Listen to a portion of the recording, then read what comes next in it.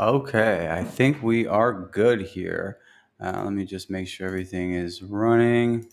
We got the chat going. Okay, cool, man. We are cooking.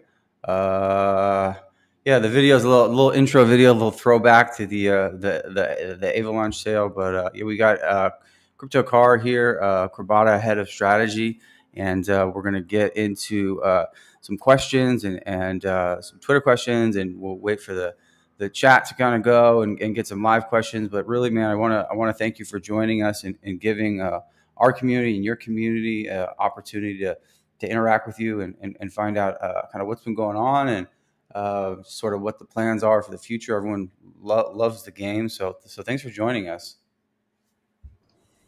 Definitely. Thank you, I think, for having me and for organizing this event, Mark. Always a pleasure working with you and your team and interacting with both our communities as well. Awesome, dude. So me and you have actually never spoken. We did an interview with some of the other team members earlier, and you are the head of strategy. Is that right? Yes, that is correct. Okay, cool.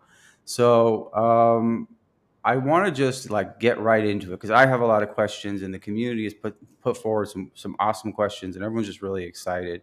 So. Uh, what I wonder about watching the game and just sort of how stoked everyone is and how much everyone's playing it, and it's just it really took off, and that's what we all wanted, right? But just like tell me about your impression of that growth and all the excitement around it. Like what's that been like for the team, and how have you guys kind of reacted to it, and what are you guys paying attention to? Definitely. I think that's a really good question to, set the scene and to kick off this interview. I think regarding the excitement around the project, and as you rightly pointed out, the growth that we've been so lucky to receive and witness. I think the team, right, we are extremely thankful for all this attention and the excitement that the community has given us. And obviously, as game developers, we are extremely glad that the people and the community like the game. And as we like Hmm. to say, they like the crabs, right? So definitely, I think the team is very excited. We're very, happy for this to have happened. But we're also still laser focused on the fact that we have a vision of where we want to be. And currently, since we're only in beta, we know that we have a long way to go. Therefore, that's why we are still working very hard to ship and deliver, the upcoming portions of our roadmaps and to ensure that our community and our product continues to grow, right? So I think this is definitely a good place to plug our battle game, right?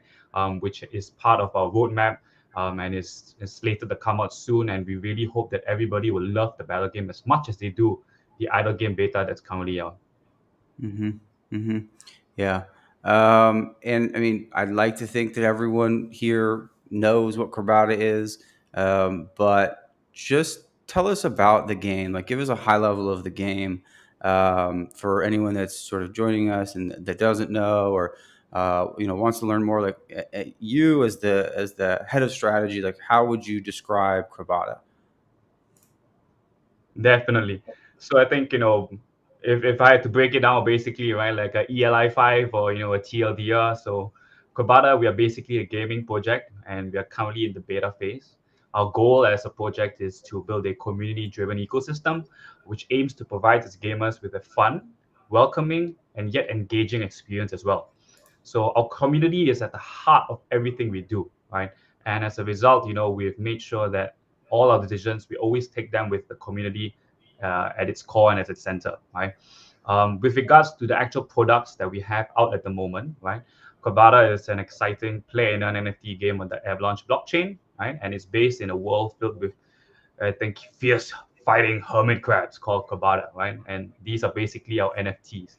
And obviously, I think, there are many game modes that we plan to release in the future. But some of the activities that one can already enjoy and earn rewards through are activities such as mining, looting, breeding, and battling, with many more other, features soon to come. Hmm. And I think the other interesting aspect as well that I'll explain to people with the fact that Crabada is an idle game, right? As your beautiful intro video, very rightly pointed out, you know, we want our game to be, playable, right? Anytime and anywhere with minimal disruption to our players' lives, right? We know everybody lives very busy lives nowadays, and they're always on the go. So, right, what better way to enjoy your gaming experience than in your pocket, for example, right? Right. So I think that the last thing, of course, is the fact that I think native to a lot of the blockchain gaming space, right? Crabada does provide our players with, not just entertainment value, right, but the prospect of certain financial value as well, right? Um, we like to say that we're helping to grow, right, both the blockchain and the play and space, and we hope we can do it in our own very unique, PvP slash idle game gaming experience and gameplay. Mm-hmm. Mm-hmm. Right on, man. Yeah, that's yeah, that's really cool. What is like the blockchain gaming stuff is so interesting because it's happening so fast, and I've really just been so impressed with what you guys have done and the community you've built and the way you've like managed to engage and it's like excite them. And you're head of strategy, right? So I want people to understand like why that role is important and what are your like what does that work look like really, but also like what are you focusing on day to day as the head of strategy, like where is that value inside of the team? Gotcha, gotcha. So I think two parts, right? So as the head of strategy, I think to your original points on right keeping track and keeping abreast of all the developments in this fast-moving space. I think that's definitely a really important focus area for me, right? I ensure that I try to keep up with all the developments in the space, whether it be reading the news or engaging with our partners and our collaborators, right? To try to ensure that we can at least have as much information as possible, right, when we do our own brainstorming internally. Right. With regards to things like the work, for example, right, I think it's fair to say that given the startup nature of our project, right, I am involved in many work streams and across many different verticals, right. So, for example, right, I was involved in the design and the launch of our lucky draw, which is now in our fourth week, and Hmm. I actually also this is maybe a bit of a bit of a sneak peek, I guess, or a bit of a leak of for the Crabada law, right? And I don't know whether everybody here joining us today has actually seen a Crabada law, but even if you are not interested or I don't want to read all the words right in the story, I'm sure people can enjoy the amazing artworks that we have released as part of the law releases as well. And Hmm. so I'm really excited for this, and I hope that people will be just as excited for the exciting content that we have lined up over the coming months as well. Yeah. Now, on a more day-to-day basis, I think my attention is mainly focused on helping our various departments brainstorm and stress test the design and implementation of various planned initiatives or features, right? And I said before, things like speaking with partners and collaborators and investor relations as well, right? Given the startup nature, of course, of the project. And I Hmm. think last but not least would probably also be the more traditional business-related matters, right? These are not really the most sexiest of jobs, right? But somebody's got to help with HR, with finance, and things like that. So I also try to watch over things like that to ensure that we can keep the company healthy in a sense. Hmm. Yeah, we have some stuff here that you shared that I think we're going to share later. Some art, I think, which can give a little insight right into the lore and the story and the deepening of the universe and the expansion. And I'm pretty excited to show people this because it's very cool. Um, but you mentioned kind of keeping abreast of like the other games and what's happening in the industry, and like, I mean, how do you even keep up? Is there anything else like any other games or other happenings in blockchain gaming that like you find particularly interesting? Like any other games that you like what they're doing? For sure, for sure. I think you rightly pointed out that the space is moving so fast, right? And I came from a background where my industry was really fast as well, right? But here in the blockchain gaming space, I realized that things are moving just as fast, if not faster, right? And given the decentralized nature of all these kind of things, right, you've Yeah. really kind of got to keep your ear on the ground, right? If not, you won't find it, or you won't hear it, right? Because there's not going to be some big news agency that covers every single thing that goes on, right? So Right. definitely, I think you've got to be deep down in the community to catch wind of these kind of things. But of course, there are limitations given that you are only one person, right? But obviously, that is the goal. Now, with regards to some interesting developments that I've seen, I think without getting too deep or specific about it, I think I have seen some games where they have interesting concepts of how they tie in the more financial aspects of their economy with their actual gameplay, right? So concepts like um, uh, trying to link, say, for example, staking rewards, right, to actual in-game progress. I think those are very interesting concepts, right? That we definitely would love to think more about and explore as well. And I think just stands as a testament to the really decentralized nature of blockchain gaming, where there's so much to learn from so many different people, right? It's not a zero-sum game where we necessarily have to beat out every single other game and other project, right? We're happy to learn as much from other games as I'm sure other games are looking to learn from us as well. Mm-hmm. Mm-hmm. Yeah, I think it's interesting that you guys, didn't like start there. Not with like the staking and the in-game rewards related to like DeFi elements, because at least for me, that feels like obviously an area of opportunity, but it has to be done like very elegantly and correctly. And at the same time, it's like also this obvious opportunity that you can just kind of like shoehorn into a game and sort of have it not be really compelling. What I always liked about Crabada, and this was something like I observed about what you guys were building from the very, very beginning, is you just had, this like very concise, clear conviction around like what the economy should be, how important it was. It was like very, very, very measured, like down to the token. And I really think that that kind of effort is a big part of why you guys have been so successful. But the other DeFi stuff, I have a lot of confidence that you guys would integrate that in a really interesting way. And the strategy that's happening around the game is really impressive. All the time I'm seeing like this content being produced, like almost like this like educational content around strategies and optimal strategies and breeding, and there's this culture of education and information forming around the project, right? And that's obviously speaks to the way that you guys built and designed it to support something like that.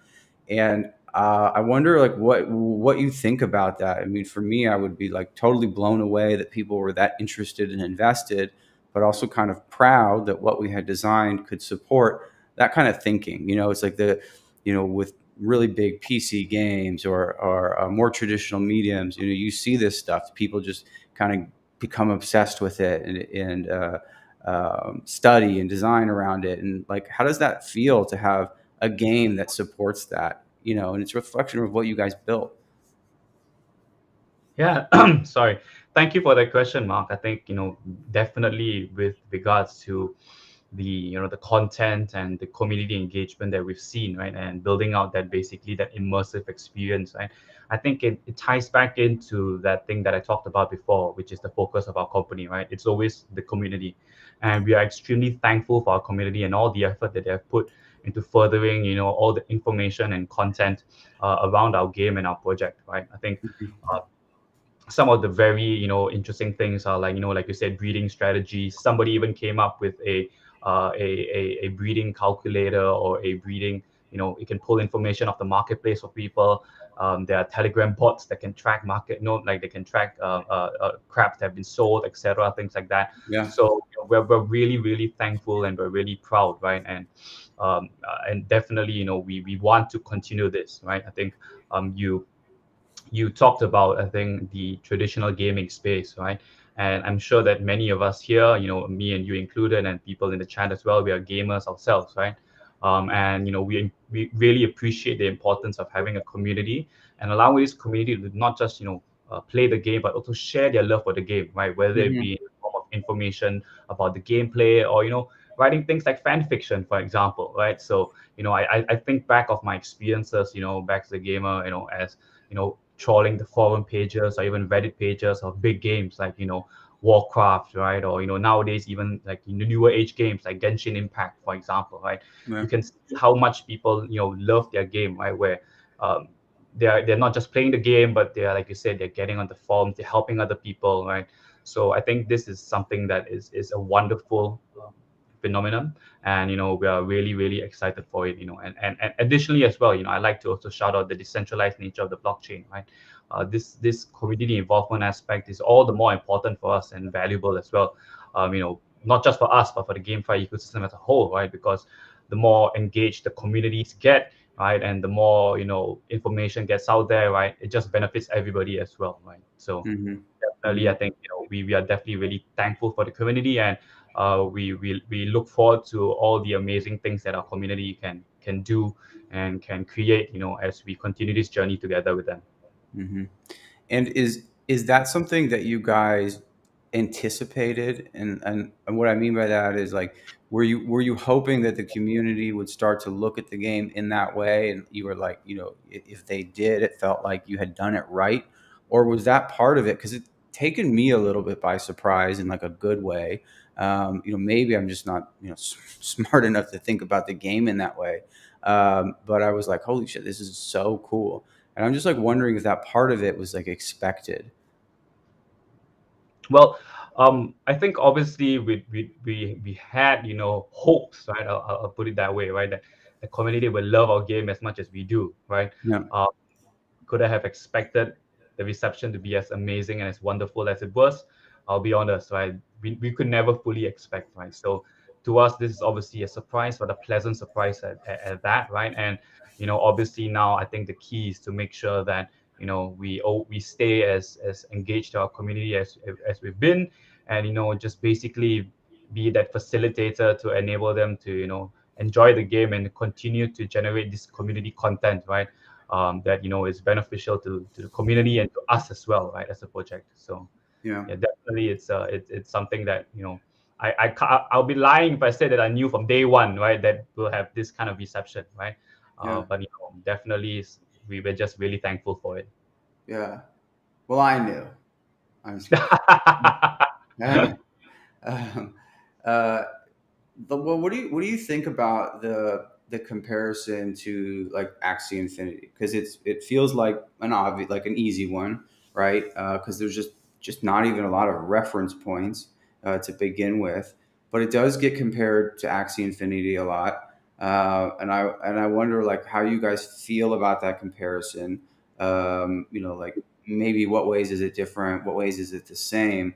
Like, is there anything you looked at Axie when you guys were, designing and thinking about this game and said like, well, this is inspiring, but we could do it differently or better, or throw it away altogether? Yeah, for sure. I think so. To your point on comparisons to Axie, definitely as a team, we are very extremely honored to be compared to Axie, right? I think Axie is a giant in this space here, right? And obviously for us, we stood on the shoulders of said giant, right? Yeah. Axie, huge model for us, right? A huge role model, right? That has very graciously paved the way and inspired many games, right? Both current and upcoming in the blockchain and the crypto space, right? And Axie has shown the world that you can in fact inspire an entire generation of gamers, right? um, Through the way they have shined the limelight on play and earn or play to earn as a really cool use case, right, for blockchain Hmm. technology, right? Yeah. So very frankly, right, to your point on paying homage, I think if not for what Axie did, right, Yeah. and paving the way for future games to follow, I think Crabada would probably not have transpired the way it did, right? Yeah. Terms of learnings and whatnot, definitely for sure, we took a look at Axie, and there were, like you said, there were things that we really liked. There were things that we thought, we could tweak and things like that. And I think all that, in summation, obviously factored into the eventual product that we launched. Hmm. Hmm.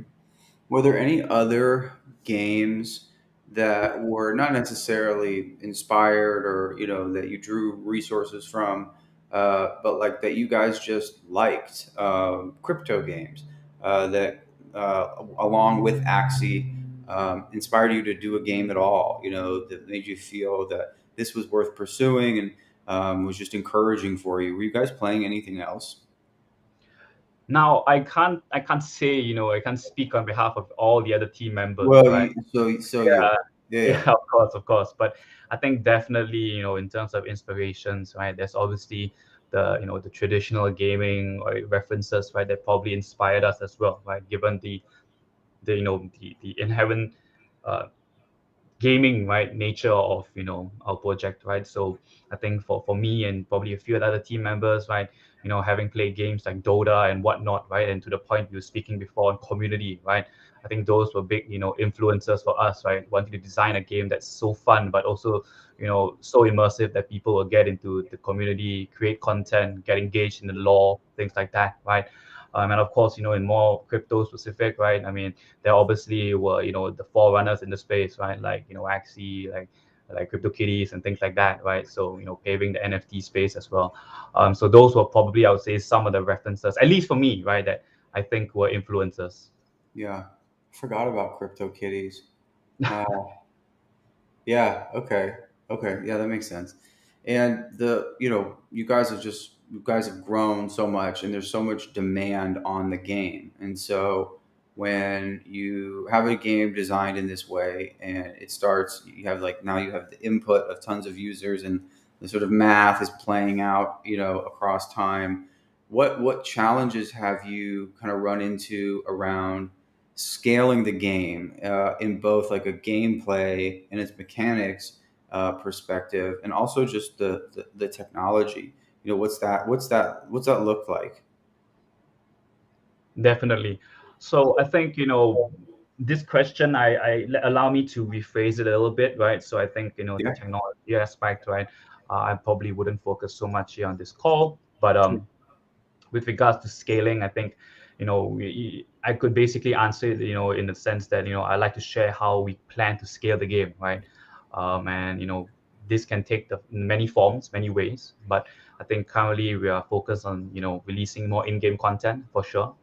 We are a game, right? And our gamers need, content that's fresh, exciting, and immersive. So that's a focus for us. We're also looking to, introduce more game mechanics, right? So things like potentially transitioning to a crafting based economy in the future, looking into things like factions and whatnot, right? And I think these will, for example, form the bedrock of how we, for example, scale the game, right? Because obviously, Hmm. if you want to scale, your product has to be good. It has to have that allure for your users, right? And given that we are a game, right, those gameplay elements and gameplay mechanics, right, would be a very strong component of enabling us to scale the game, right? In terms of other things, like for example, right, like increasing the other aspects of the game, right? Given that we are a blockchain game, right? So we also want to introduce more game assets, right, and an items marketplace that will tie into the battle game in the future, right? So in addition to the actual game itself, there'll be other reasons to trade the assets, to collect the assets, and so that would be also part of our scaling strategy. Yeah. And I think one more other way that we'd like to, for example, focus on would be to, you know, I think increase, say, for example, accessibility to the game, right? Because it's one thing to be attractive and have a lot of people who want to come in, but we also understand, right, that there are barriers to entry, for example, right? So Hmm. some of the high level ideas that we're currently exploring are things like, for example, maybe loans, right, as part of some play to own kind of structure, right? I think that's a Wow. very interesting and novel structure. Yeah. And also, for example, obviously the more traditional idea would be, to offer support to our guild partners, for example, to enable scholarships, right? So that would be the very conventional route that other games have taken to scale the games, right? So Hmm. Hmm. and of course, I think the last but not least, and I think tying back to community, right? We want to encourage more player-to-player interactions, right? Both in the game and in the general economy, in the general community as well, right? Because the more people interact with each other, right, obviously the more diversified and varied their gameplay experience will be, right, compared to just fighting bots, right, or computer enemies, right? And of course, it gives the people more opportunities to engage each other on, on socials and whatnot, right? So to share like their wins and their losses and things like that. So I think Hmm. those, sorry, that's a bit of a mouthful, but that are probably some of No, the that's things that great. we look at, right? There's actually like a lot in there that I think is just kind of worth focusing on a little bit, and more generally, just because I think this can be an opportunity for people just to like learn more about this space, right? And so you mentioned a couple of things that I thought were interesting. The first one being the crafting and the factions. Like, could you just talk about what those are for anyone that might not know? Happy to, right? So I think for and like I said, it ties back to the game experience, right? We're not just we're not just a website or a game where you just press and click, right? I mean, we want to be a game that actually has a lore, right? That has a world, like a game world, a game ecosystem, right? That is built around it, Right, right? And so factions are basically a part of our lore, which we intend to translate into the game itself, right? Think of it, say for example, as for example, how you've got the Alliance and the Horde, right? In World of Warcraft, right? Things like that, right? It obviously gives more diversity in terms of gameplay potentially, but also enables people to have more, I guess, uh, uh, pride, right, or involvement, right? Depending on what team or what faction they wish to, for example, back and support, things like that, right? right, And it need not, for example, be an actual backing, right? It could simply be people being invested in a certain group, right? I think community, obviously can be built on a very general basis, but can also take the form of people taking teams or taking sides, right? I mean, yeah, I mean, like I'm a basketball fan, for example, right? And I love the game of basketball, but there's so many teams, right, that one can actually also, get attached to as well, for example, right? So I think those are, for example, some of the concepts that I like to use as analogies, right, when thinking of how factions can be a way to, benefit the game and benefit the players as well, right? With regards to transitioning to a crafting-based economy, I think that we are still probably in our early days, but our intention is to look into basically having our game be a more complex and more interesting in terms of, for example, the economy, right? So instead of, for example, purely getting, say, for example, a very no, like a very fixed like you do this you get this, right? If we can provide our gamers with a more varied experience in the types of drops that they get, for example, right? What, for example, the rewards might be depending on where they go and mine, for example, right? And they can use those rewards to combine them and obtain different items or different things, right? I think that will just obviously, one, again, increase the variety and the diversity of gameplay, but it can also potentially increase like that whole marketplace allure as well, right? Because then there's more trading, there's more things to do, right? Think of how, for example, games like, say, RuneScape, right, or Eve Online have very complex player-driven economies as well, right? And so if we want to explore such an angle, that is something that we want to explore as well, right? right, right. And the scholarship concept, I think I just want to talk about, even just generally for someone that might not have even heard that before. Um, how would you explain that?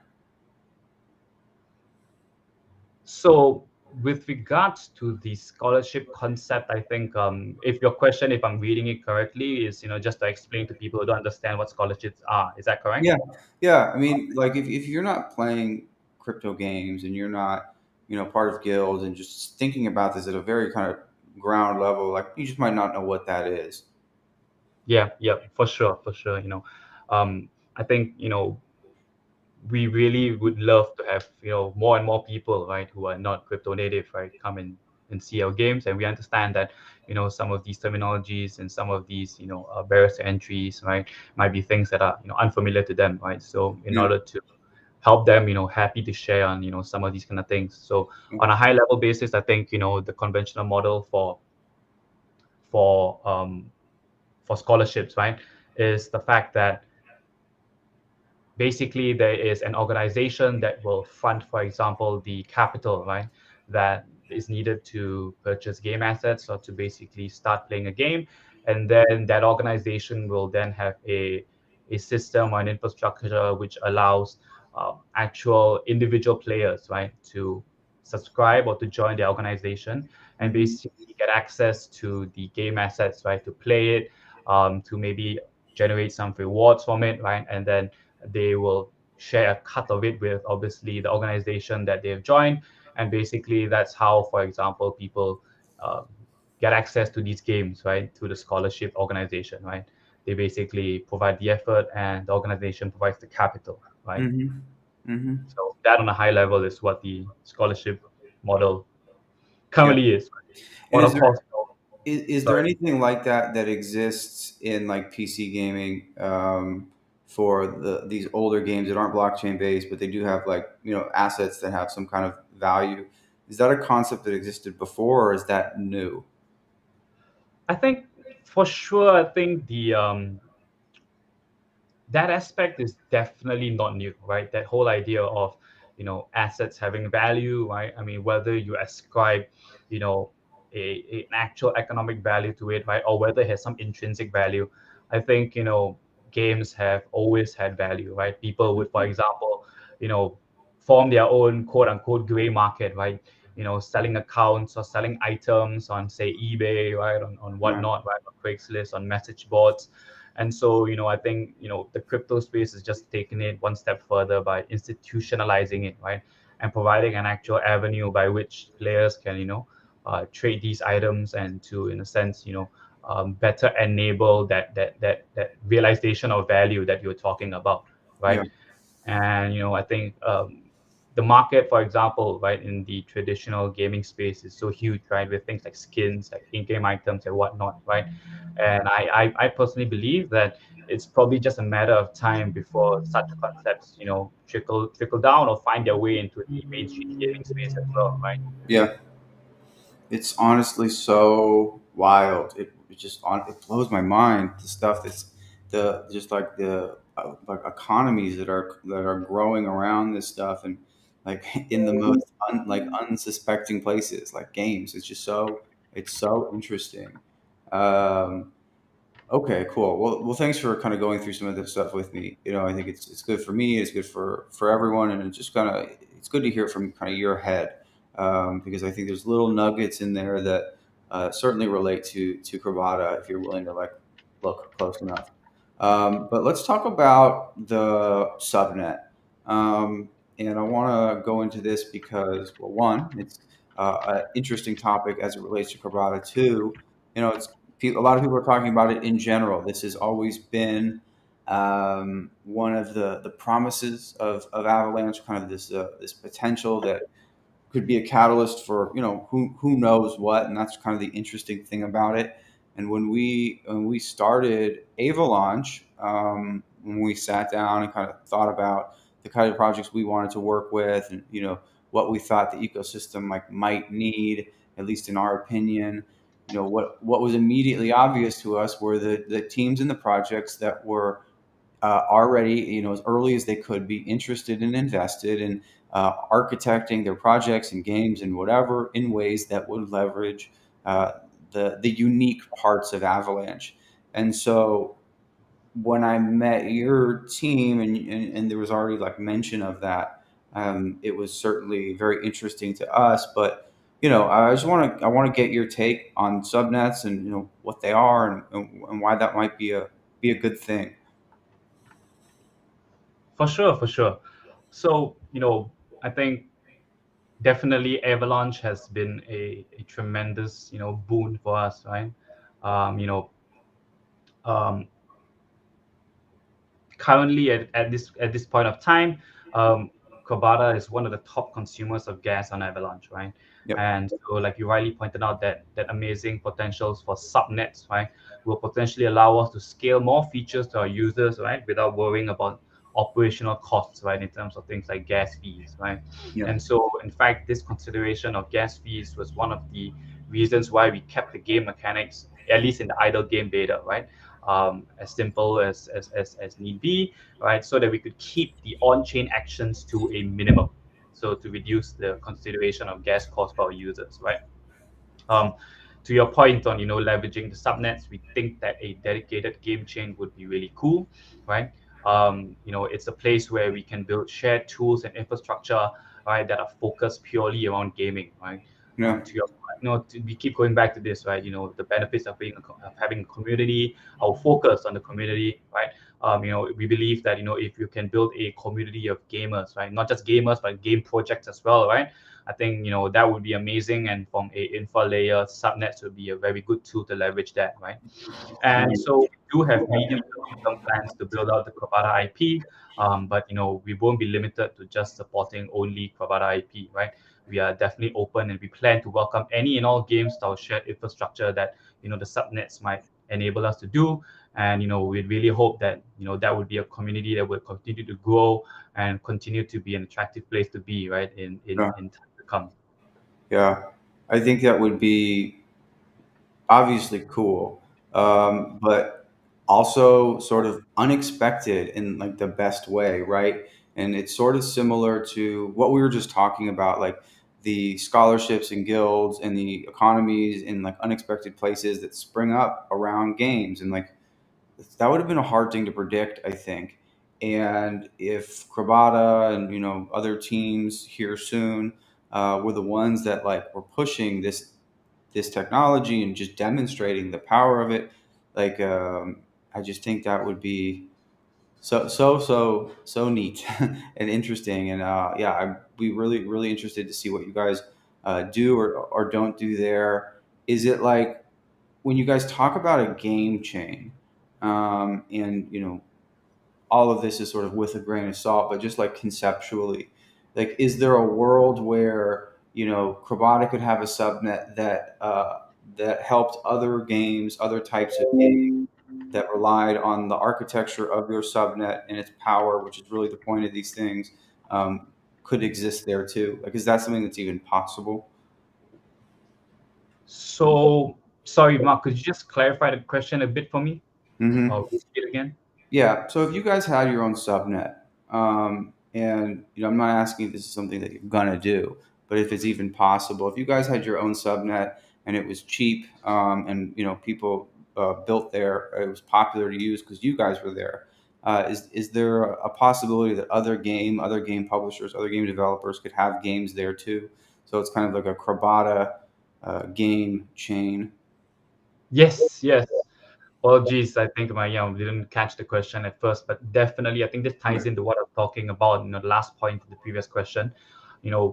Definitely, in addition to building out, our Kobata universe and IP as well, a key focus area for us, right, in the subchain space would be to welcome, like I said, any and all games, right, to enjoy and partake in our shared infrastructure, right. I think, Hmm.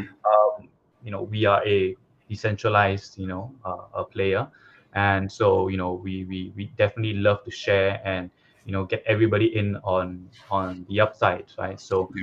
you know if in the future, like you said, we get to a point where we have a Kobata gaming chain, right, we'd be more than happy. In fact, that is our one of our aims, right, to bring on other game projects, right, Yeah. so they can benefit from our community, and our community can benefit from having access to such games as well, right.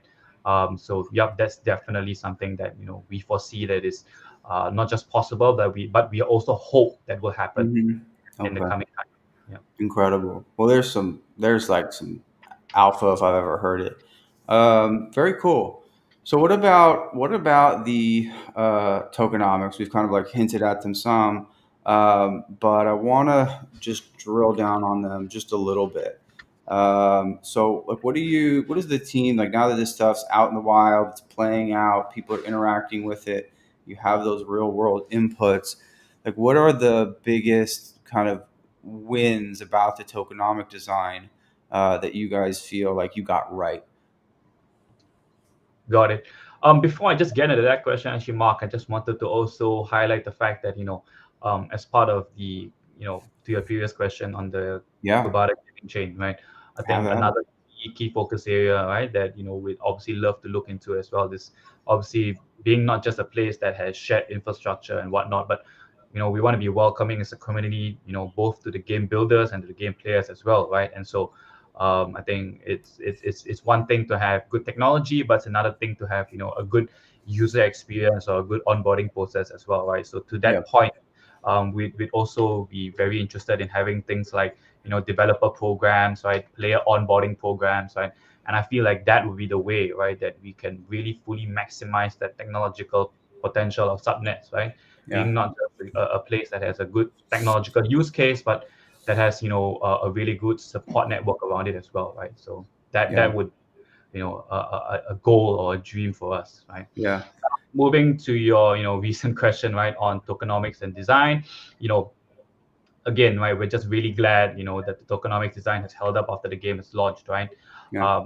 Obviously, during the brainstorming era and the initial stages of planning out the game, right, we made the decision to denominate our breeding and marketplace activity in our native in-game reward token of Tusk, right? Yeah. And so far, it seems to be behaving within our expected thresholds, right? So I think, basically, I think this probably is a good good thing, right? Because it gives a two-pronged benefit, right, of helping us to control some of the emission velocity for the game, but also contributes to a stronger and more consistent price for Tusk, which ultimately benefits our players in the community, right? Which is what we aim to do.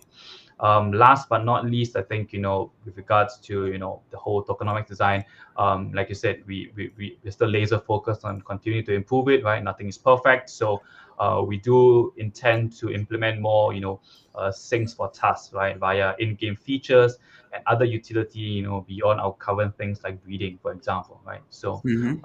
really just thankful that it's the design has held up so far, and we are looking forward to continuing to tweak it and to improve it over time. Mm-hmm.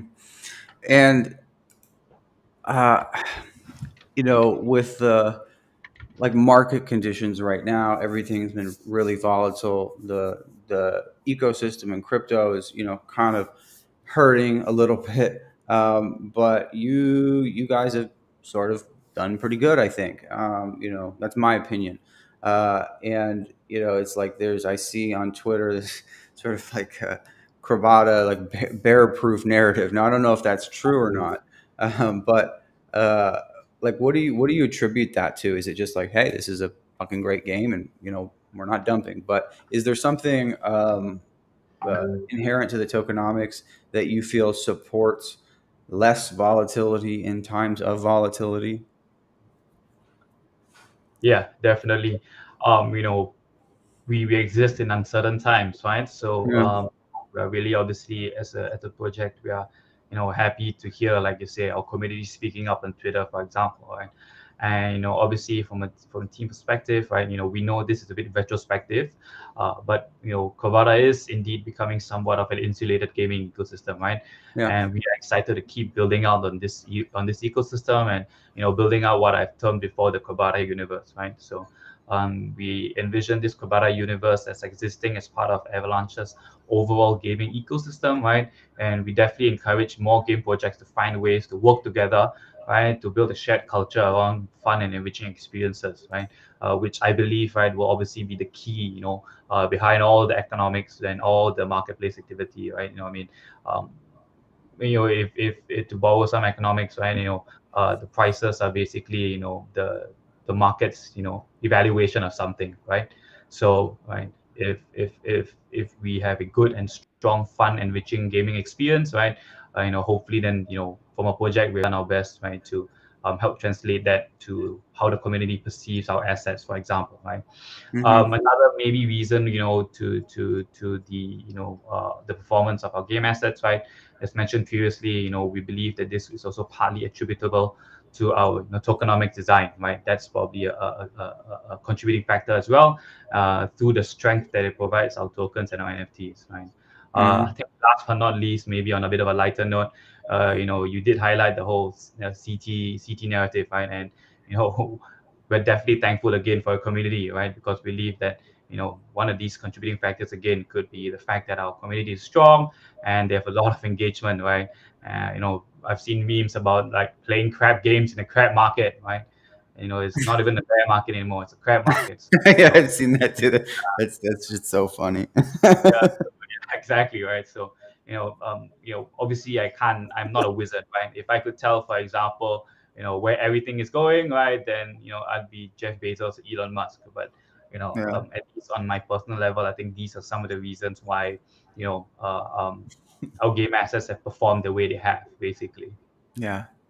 Yeah, someone earlier, someone in the chat wrote, "Crab market, no survivors." I've just been laughing about it ever since. That shit is so funny. All right, so I also saw that you guys recently like burned a tremendous amount of tusk. How much was that? So actually, we burn two. So I mean, a bit of a joke here, but we shouting out our favorite song, the Wood Sandstorm, right? So if you say all the twos fast enough, it really does become a song, right? So no, but Okay. jokes aside, right? We did burn 222 million tasks recently, and this large amount was attributed mainly to the high breeding activity from our community, right? Mm, This is in fact actually our second burn. The first ever burn that we did was 3 days after we launched, right, where we yeah. burned about 11 million tasks. And so you can kind of see that, in that metric, some of the amazing growth that our community has afforded us, right? Uh, Hmm. you know, going Yep. from just burning 11 million tasks to now burning 222 million, right? Yeah. I mean, And it's insane. yeah, exactly, right. So moving forward, we will be having scheduled burns, right, on the last Monday of every month, and we do this because like we said, we're committed to our community, and we want to make this as transparent and open as possible for everybody to see, right. Hmm. Um, for how this is beneficial to everybody as well, right. We believe strongly in a sustainable economy for our community, and we believe that this whole mechanic of tusk burning will help to ensure stability in our token economy. Hmm. Awesome. And so I have one more question for you, and then I have some Twitter questions, and then I want to actually take some questions from the chat, and so we can try and get through some of this. But I also have some art here that you guys shared earlier, and I can put it up here on the screen, and we can talk about it. But what do you want to do? Oh, happy to, take your last question first, and maybe, we could go through the art, just as a quick, a break, before we then delve into the community questions, right? For sure, that sounds good. Yeah, this art's very cool. I think people are gonna love it. I mean, has this been shared anywhere else before? Yes, it has actually, right? I think it has been plugged on our Twitter, it's out on our Medium, right? But, obviously, I given that, missed it. like we said, that the space moves so fast, right? I think Yeah, it's also inevitable that sometimes people might miss these kind of yeah. things, right? So, Yeah, uh, shit, pass me by in both lanes, brother. Okay, so just continued growth, continued acquisition, new players. You know, basically building on what you guys have already done. What are the plans there? So I think this is a really open-ended questions, right? Yeah, for sure. And so I think this might be a bit of a mouthful, so bear with me, everybody. I like Um, it, man. yeah. So obviously, in some of our previous questions, I have touched a bit on how we want to scale Crabada, right? And so, in addition to all that we've discussed and covered before, we are also working on other initiatives to continue our growth and to further player acquisition as well, right? So, in line with that goal or that vision, I think some of the big themes for this coming quarter would be, I think, firstly, increasing the gameplay content and experience for our players, right? What form that would take, I think the most critical piece would be the launch of our battle game, right? Sometime in March, hopefully this year, right? And why is this important, right? Because this will give more gameplay avenues and experiences for our users, right? And it will also be available across all major platforms, right? So that addresses two of our main concerns that I kind of touched on before as well, right? Obviously, as a game, you got to have more content, keep it fresh for people, right? And of course, if you want to increase accessibility, you got to ensure that as many people as platform aspect will be key and will be important, right? Um, Another part of, for example, increasing that gameplay content and experience would be the launch of a subnet that we discussed before, right? And why that will be helpful because it'll help to lower the operational cost for our players, right? Which is also definitely a consideration point, right, for people who wish to come and join our ecosystem. Now, with regards to a bit more of the marketplace accessibility, right? So, because given that we are NFT linked and our assets are NFT, right? We want to increase the accessibility for players, and increase the ease of acquiring crabs via the marketplace, right? This can take the form of better functionality, better analytics, right? And we are very excited to look into that as well. Now, I think a third point here would be that we want to increase the visibility, right, of Crabada both within and outside the crypto space. I think whether you're a drinks company, right, or gaming company, marketing and visibility, right, is very important, right? And so some of the initiatives or some of the things that we're looking at, for example, attending the upcoming Avalanche Summit, right, where we plan to share about our scaling and the growth of Crabada, as well as to syndicate views and and find partners for our subnet, right? We also are interested in obviously partnering with other games and projects, right? And why that's interesting to us is because like you said, in view of that idea of a Crabada universe, of a Crabada gaming chain, right? If we can find a way to, for example, collaborate with other games or projects, right, to integrate rewards or NFTs from other games, right, into our gaming ecosystem, right? For example, maybe through our create like a win-win-win situation, right, for not just our partners, not just for us, but for our community as well, right? Mm-hmm. So I think that's also really interesting. Now, a third point, right, for this, bigger theme of increasing visibility. Um, we're very interested in things like, for example, engaging a community through the, what we've termed the ambassadorship program, right? We're basically trying to, like I wouldn't say reward, but we're trying to, basically like look for good content, right, and good information, to your point, on the community generated stuff, right, and Mm-hmm. basically use our bigger platform, right, to show everybody what good stuff some of our members in the community have developed, right? Because if it's good, right, why not have everybody see it, right? Try to get it out to as many people as possible, right? So, and I think last but not least, in the visibility area, I think definitely we're also looking to engage uh, KOLs and whatnot, to spread the good word of Kobata outside of the crypto space, right? Because sometimes you do need this kind of faces, or these kind of people that are popular, to help expose the masses, in a sense, right, to a more niche product sometimes, right? Mm-hmm. And last but not least, in this whole plan about continued growth, that I've touched on before, on the Crabada universe, right? We want to definitely, obviously, one, we need to build out the subnet, right? But apart from the actual infra related aspects as well, we want to look at, for example, working with promising teams, right, that want to build on top of Crabada, right? We want to launch programs, like I explained before, right, to onboard other games, and future users into the Crabada subnet or Crabada gaming chain, right? And hopefully, right, all this shared infrastructure, all this, good support, right, will help to build, the next generation, say, gaming chain, and help to, facilitate the teaching and the playing, right, of a whole future generation of gamers in the blockchain gaming space, right? So sorry about that. That's a bit of a mouthful, but hope I've been able to give some color, right, on the our current near to medium term plans. Yeah, no, man, that's a great answer. It's I'm glad to hear you guys are really, really thinking about that. Um, you want to look at some of this art here? Yeah, for sure. Let's do it. So you just kind of go through these. Maybe you could just, I mean, they're so cool. Maybe you could just kind of like talk about some of the lore stuff associated with these.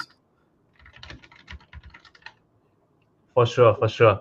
So I think to all our our fans and all the people joining us here today, I can sure Mark can help plug the link right later. But as part of our efforts to build out a more immersive gaming experience in the gaming world for our players, we are building out the lore right behind Crabada as well, right? And so one way that we've been doing it is through releasing short stories, right? That will explore the backstories, the history, explore some famous figures in the history and the law of Kabbalah, right? And at the current moment, we are basically planning to release multiple of these short stories that will touch on the various different classes and the various different factions, for example, right, within the Kabbalah ecosystem. What you've put up on screen now actually is one of the accompanying artworks that we have created. Um, that basically accompanied this little short story called Amida's Last Stand, right? Which is a short story about the history of the search class, right? And so it's basically a story of basically sacrificing oneself for for one's clan, for one's family, right? And basically ties into some of our search crabs and explains why, for example, they choose to fight with swords, right? Fight with katanas, for example, right? So this is, and I don't want to spoil the story, obviously, right? If not, then this would be like a book club, right? So happy happy for Yeah. people to I'm happy to give you the link, Mark. You can plug it to them and they can go and read the story. Uh-huh. Um, but if they're really interested in the artwork, then if it looks good to them, I'm happy to share that there are like three more, right, in this story alone. Uh-huh.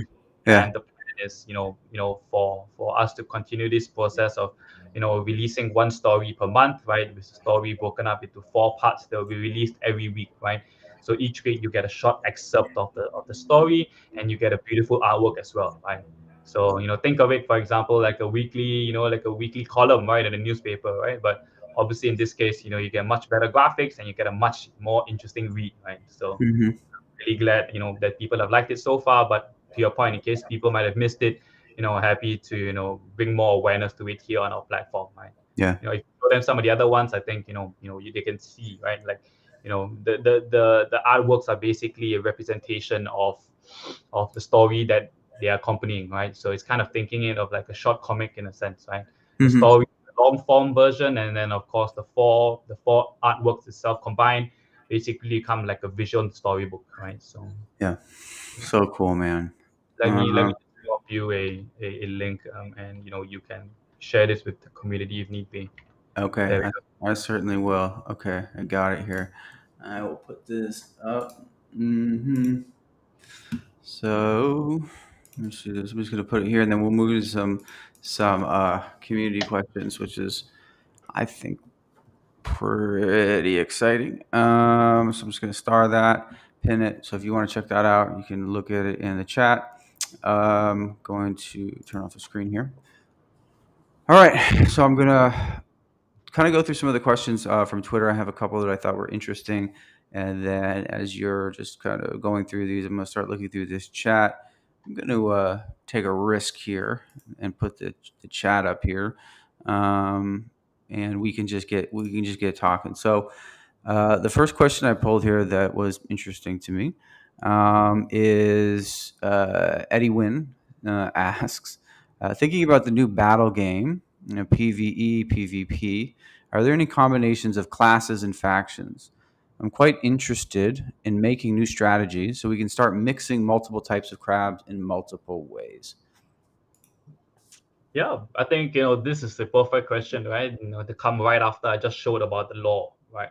So definitely, I think it's a two-pronged thing, right? One is obviously from a gaming experience point of view, right? Obviously, we like to tie in law and the history of the game, right, into the actual gameplay, right? I think that would be really interesting because then the gamers would feel more invested in the game that they're playing, right? They would be able to relate to, let's say, the stories that they've heard about when they're actually playing the game, and that will hopefully further their game experience, right? um, you know for example, right, I mean, a lot of games nowadays are multiplayer only, right? But I remember back in the day, right, when I used to play games like Warcraft and Starcraft, the campaign, right, the campaign mode, right, was a very big draw, right, because of all the lore, right? And people will play that and they'll get fully invested in that. And so definitely I think that will be a key part of our PvE focus as well for the battle game. With regards to the actual gameplay mechanics, totally agree as well with the question. We want to integrate factions and class-based mechanics, right, into the actual PvP mechanics that we currently have, so that this provides more diversity of gameplay, and to, I think, the question's point, provides more opportunities for strategizing, right, which obviously makes the gameplay more engaging for people. Hmm. Hmm. Okay. Next one from Buddy Altcoin. I'll just kind of paraphrase this. Why doesn't Crabada include a story mode with different chapters to make the gameplay more interesting? So I think that I think is also similar to I think the previous question, right? We do Yeah. want to have such PVE modes, and that's definitely going to come out in the battle game as well.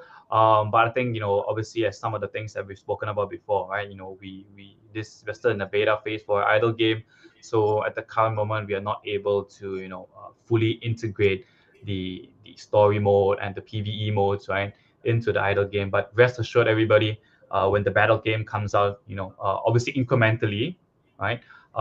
There will be such features and avenues where players can get to experience that whole PVE and the chapter element within the battle game.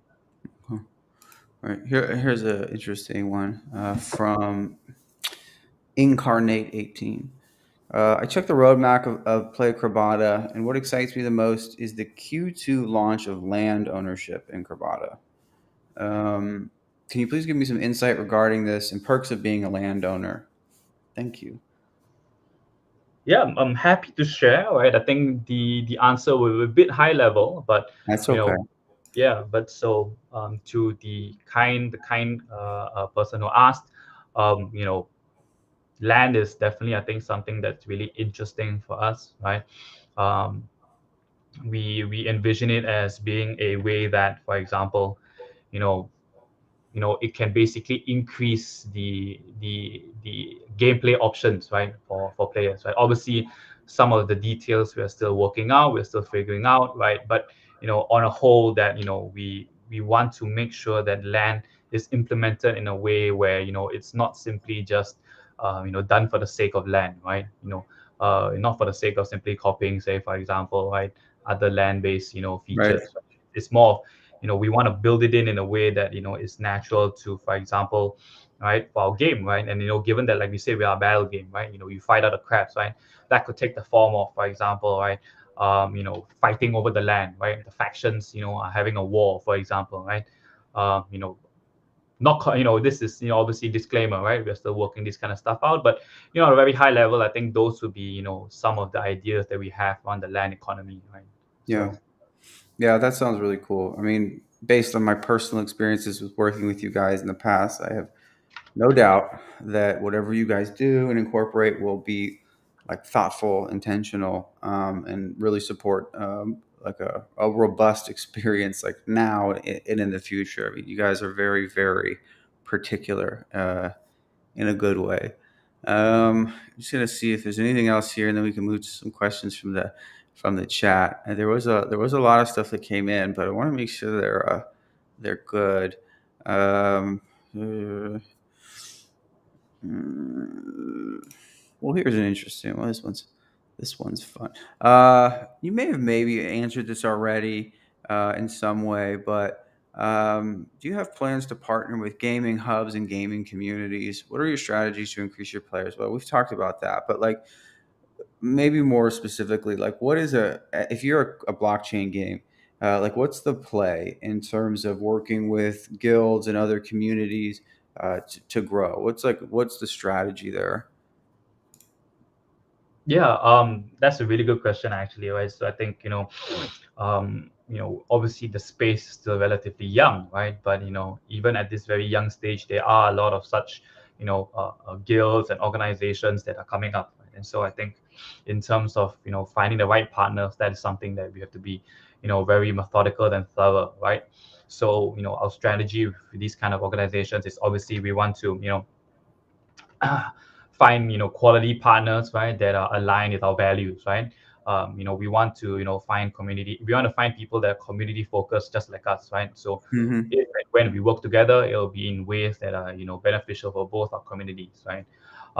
In regards to things like what we can work together on, right, definitely some examples that I've maybe touched on before are things like, for example, partnering on a lucky draw giveaway, right. Finding a way to leverage that infrastructure that we've built in the form of the lucky draw to help distribute some of their own NFTs or some of their own rewards, right. So obviously they increase their distribution, but also, for example, give our community some exposure to these other projects, right. um, and for example, right, they can also help to, for example, come in and increase, say for example, the supply, right, of of our crabs and NFTs, right? Some of these guilds, some of these DAOs, for example, right? Um, I think one very interesting, for example, case that we have so far is we've been working with this organization called Salad Ventures, right? And in addition to, for example, just having a guild under their umbrella, they also run an educational platform, right, where you can actually take courses, right, to educate yourself about a game, right, how it works, what's the mechanics, and things like that. And so you can even take that course on Crabada, and you can actually get a certificate, right, for passing the course, which I think is pretty cool. So Mm-hmm. I think that is just a good example of the type of partners that we want to work with, right? Want to work with partners that are not just, for example, one-dimensional in terms of the value that would accrue, right, to both the partner and to us, right? We want to Mm-hmm. work with interesting partners who will benefit us, but also provide its own sort of unique value, right, to both our communities that for example, might not have existed if we didn't work together. So Right. I hope that helps to answer the question. Yeah, for sure, definitely. Cool. Let's. There's a couple of questions I want to get to in the chat, and we'll just kind of. I think I can put these up on screen. And I think this one's kind of interesting. I think I'd show it here. Yeah, start led, and so I'll give him the credit for the question. He can have the prize, but maybe I'll rephrase it a little bit. So earning in the game is important, but with me, having fun while earning is also important. To what extent is the focus on the entertaining? To what extent does your focus on the entertaining aspects of the game? So what I feel like he's asking is this: is like, you know, you guys have like created this really really strong sort of thoughtful economy, but like as you guys are looking at actual gameplay, like making the game fun, how to, like, that's obviously a very hard thing to do. So what are you like, how do you guys even as a team go about making sure that the game is fun and exciting and develops? Yeah, I think this is a really, really good question, right? And thank you, Starlead. I think if I'm reading the name correctly. Um, with regards to obviously the focus on the entertainment aspect of the game, and I think that is a really really high focus, right? Because I think at our heart we are a gaming basically company or a gaming project, right? Yeah. And, I think I've touched about this before, right? We've got to make sure the game is fun, right? And one way, for example, that we are doing that is through the law, right? But obviously, we want to integrate this more deeply into the actual gameplay as well, right? So that in addition to just obviously playing the game and feeling entertained, right? Because the law is intertwined, the actual gameplay options, mechanics, and things like that. We also want it to be actually fun, right? Where when you play the battles, right, there's an entertainment value to that, right? You've got to strategize, you've got to think, and through that experience, right, when you win, obviously you feel entertained, right, you feel rewarded, right? And when I say rewarded, I mean rewarded in an intangible or a non-financial aspect, right? So definitely our team is hyper focused on ensuring that the game stays fun and entertaining, and definitely just looking forward to all the releases, for example, of a better game that will come in the near future. We should hopefully continue to build on this entertainment aspect for our game. Hmm. Very cool. There's another question here that was interesting. Let me just get it real quick. There's been a lot of conversation. Ba, ba, ba. Huh. Uh, One second. I have it here some. Mm-hmm.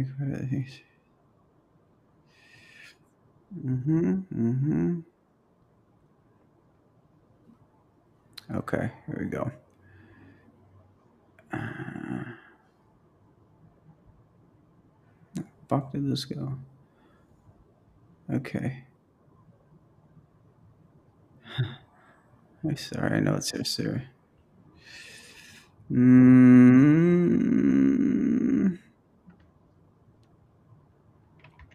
just give me 1 second. No worries, take your time. Yeah, I mean we're just hanging out, right? It's a chill evening, right? Yeah. What the fuck? Here it is. Okay. Bam Bam BRC. Can you expand on the analytical tools available in the marketplace? Are there plans in the pipeline for building more? So I think it's just an interesting question, like the analytics around the platform, like why you sort of deployed what you did, and what might be coming to make this stuff more rich and robust. Thanks for the question. Bam, bam, bang.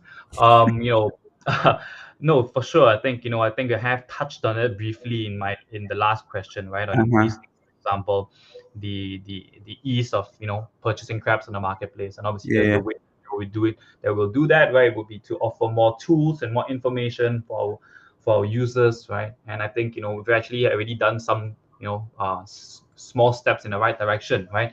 In the form of continually upgrading our marketplace UI, right? So I think, for example, one nice quality of life update that we did was to enable people to view within the marketplace the stats for a crab, right?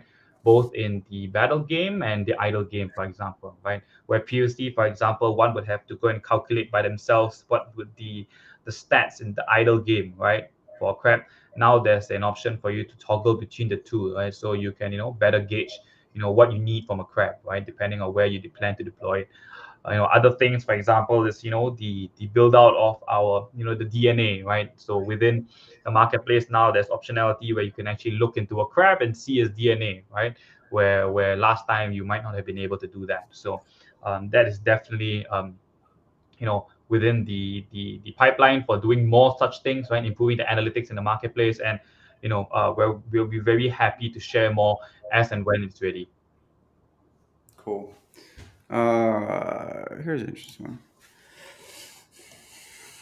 Mohammed Madi, is there going to be any live, real life meet events to grow the future? And seems like it strikes me as something that you guys would have talked about, like how to engage people in the crab kingdom in real life. Thank you so much for that question, Mohammed. I think this is, definitely something that, we love to do, and, it's probably, within our vision, but probably a bit further down the road, right? Um, you know, as I mentioned before, we are very community focused, right? And I Hmm. think obviously one way to engage a community, besides obviously offering a good product and places for them to hang out and to socialize, would be to, like you said, um, you know, organize such events, right? You know, meeting events, right? Things like that. I think the point again, for example, looking at the leader in this space of Axie, right? They have all these real world meetups and things like that, and you know, if we can ever reach that point where we'll be able to do things like that, I think that would be amazing both for us but for our community as well, right? So Hmm. one I think I also touched on this before, right? We are actually we are planning, for example, to attend the Avalanche summit. So there we will have some interaction there, but from a more like gamer focused kind of event, I think that will also give out sorry, that will come out, right? In due time, right? No promises yet, but rest assured that that is on our roadmap, and we intend to do things like that in the future. In the meantime, however, to I guess you know keep everybody's spirits up, we are planning to do things to reward our community, right? In the terms of for example, distributing merchandise, right? So that is something that we are also looking to do this one in the more nearer term, right? We're actually in the midst of preparing our first batch of merchandise, right, to share with our community, right? And we know that this is not the same as giving it out in person, right? But especially now, I guess in our COVID induced times, right? I think this is a really good alternative till we can get to the point and obviously get to the preparedness level that we want, right? To actually hold real life meet and greet events, right? So fingers crossed, right? It'll come Yeah. in due. Well, that's cool that you guys are going to be in the summit. We'll be there, and a lot of people are going to be there. I think that's very cool. Okay, I think I got one more here. Unless I see anything that's really good. Yeah. Yeah. Okay. Yeah, I'm gonna put both of these parts up here, and it's not like really a question, but I think it kind of opens an interesting topic that I was wondering about previous. Well, so he starts very complimentary. He says, Brian Newt. Love how the game's developers and community have been rock solid, very consistent. The Miners Revenge Edition, to me, could go down as one of the greatest patches in DeFi gaming this era. Love that. But then he goes on to say, rent to own options probably will be another big hit too, I'm sure. So I feel like you kind of alluded to something like this earlier, and I didn't quite catch it. And I think this is kind of a good place to wrap it up. When you were talking about crafting and scholarships, there was a phrase you used that was like, was it loan to own or something like that? You know, really just want to start off by thanking Brian for his, kind words, right? You know, we are, really thankful for kind supporters like him and for everybody attending today, right? And, I think just want to reiterate again that we wouldn't be here and we would be nothing without our community, right? Yeah. So thank you to everybody. With regards to the actual question, I think, apologies, right, if I didn't touch too heavily in our actual original questions, right? And No, obviously, I mean I skipped it. I yeah, skipped it. no. And, very astute, right, of Brian to, catch onto this and, to talk about it. I think this is definitely something that is, I think when I brought it up in the original questions, I think it was under the umbrella of, I think, increasing accessibility, right? Yep. And so, yep, it's basically, we're thinking of it as a mechanism, right, where we can increase accessibility for users, right? Basically allowing them to, access the game, right? But also, I think to one of the points brought up previously before, right? Avoiding some of the issues with regards to, choosing how to uh, sustainably integrate guilds, for example, right, and scholarships into our ecosystem, right? um, so just to explain a little bit more about how this, rent to earn, or basically what we are calling it internally, at least, right, a play to own model, right, would be, for example, think of it like a car down payment, right? You can't afford the entire car up front, right? But if you put in the down payment and you start paying a bit of money over time, you get to actually use the car in a sense, right? Mm-hmm. Uh, and so I think one way, for example, that would translate to our game, right? And one way that we're envisioning it is, there could be a possibility where you could, for example, put a down payment, right, to on a crab, right, and you would get access to that crab, not ownership, right? You get access to the crab, right, Mm-hmm. and then with that crab, you could go and play the game, right? And from those game rewards that you earn from playing the game, a chunk of it will go back to actually paying off, right, the crab in a sense, right? So you can get access to the crab, you can play the crab, you get some rewards, but over time, by playing that crab, you could potentially reach a scenario or a point where you've paid off enough that now you actually can actually own the crab, right? So obviously the details are still being worked out, right? But Yeah.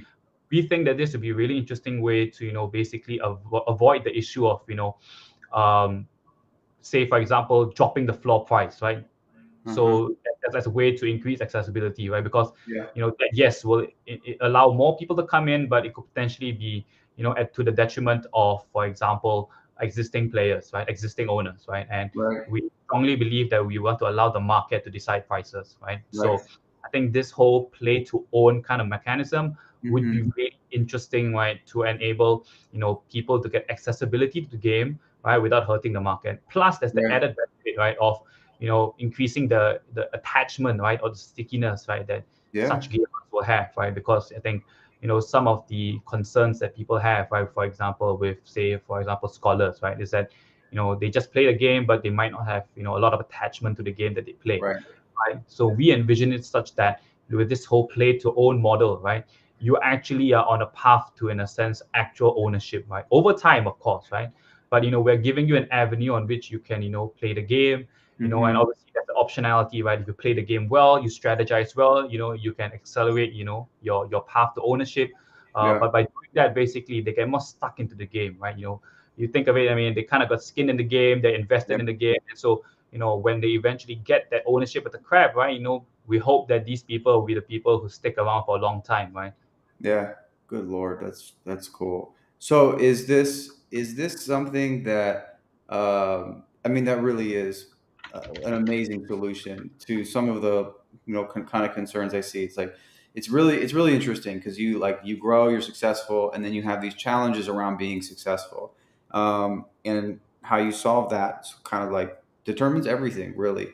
And so this concept is different than something you would see in like basically a guild or a type of guild where the guild loans you this asset and you kind of work on their behalf, and different than a scholarship type thing. There's probably some overlap there. It seems like a much more natural organic solution. Is this something that is like a concept that you guys came up with, or is it happening elsewhere in GameFi? So I think just want to obviously caveat it first, right? This is, obviously, we are still also, very, interested in, supporting our guild partners and our friends Yeah, in the guild space, right? And we definitely still see that there's a very large, use case, right, and value proposition for guilds, right?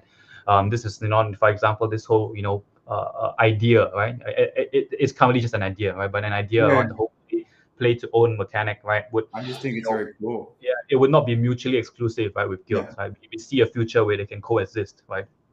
Um, but with regards to, for example, right, like whether it's been replicated before, I mean, I don't know. I have not seen another project that's done it before. hmm, Obviously, from the discussions that we had internally, this is something that is probably going to be very technical to implement as well, right? So we yeah, definitely want to make sure that we have enough time to properly build it out and ensure that it works before actually going out. yeah, But I go back to that point about community, about decentralization, right? Whether it was us that came up with it first or whether somebody else has done it before, I think it's all just about everybody sharing learning points across the entire ecosystem of game builders, right? And so yeah, if this really does turn out to be a good idea and it helps gaming communities a lot, right? I'll be more than happy to to be the first one to bring it up, right? And hopefully it will just become something that really benefits other games, future gamers hmm, as well, right? And yeah, that would be something I think that us as the Crabada team would be very proud of, right? yeah. Having been able to not just benefit our own community, but to benefit the broader ecosystem community as well. Yeah, yeah. I mean, I'm no expert, but I can tell you it's a good idea. You guys are such savages. Okay, well, very cool, man. That sounds really interesting. I have taken up a lot of your time at this point, so we're gonna wrap it up. But really, man, I want to thank you for coming on and giving our community and yours a chance to ask some questions, just kind of like hear about the game. I am so legitimately just like thrilled for you guys and your successes. Like it's been so cool to watch. Like thank you for letting Avalaunch be a part of your guys' journey and just contribute in whatever ways that we did. It's an absolute honor. And yeah, man, just thanks for everything that you guys are working on.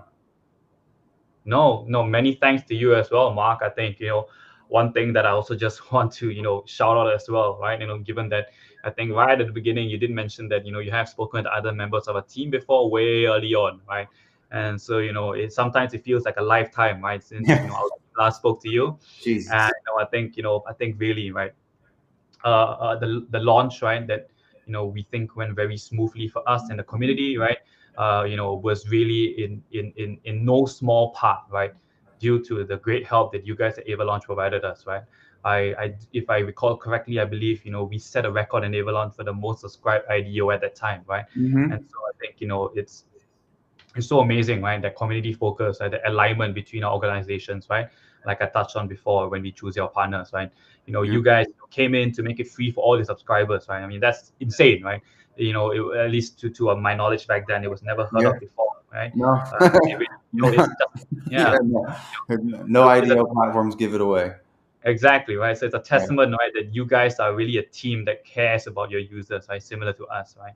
And so I think on this whole train of thanking people and you're shouting out people, I think we just really want to thank you guys at at Avalaunch, right, and the Avalanche community as well, right. It truly was just a confluence of great partnerships and great teamwork, right, that really enabled us to be where we are today, right. I think Yeah. this is probably just good news for you as well. But we talk to a lot of games sometimes, right, that are looking to launch, right. On Avalanche, for example, from Avalanche, for example, right. And one of the things that we like to tell them, right, which we strongly recommend, that these new projects, right, look to you guys at Avalanche, right, as a partner, because it was truly a great experience working with you and your team. So you Mm. know thank you, obviously, one, for organizing this event, and obviously thank you to everybody for participating and taking that time to come and share in this conversation that we're having. But also thank you to you guys at Avalanche, for being great partners and for all the help that you've given us, right, in all the time that we've been working together. Yeah. Thanks for saying that, man. And yes, send them our way. We'd love to work with them. But really, that means a lot. Thank you. Okay. Well, cool, man. Let's wrap it up. We can do it. We can do it again soon. But yeah, thanks again for coming on. And yeah, we'll talk to you later. Got it. Looking forward to the next time then, Mark. Thank you to Mhm. you, and thank you to all the kind people in the chat and everybody who gave questions. Yeah. Right on. All right, man. Have a good day. Same to you, Mark. Take care. Bye bye, everybody. Bye.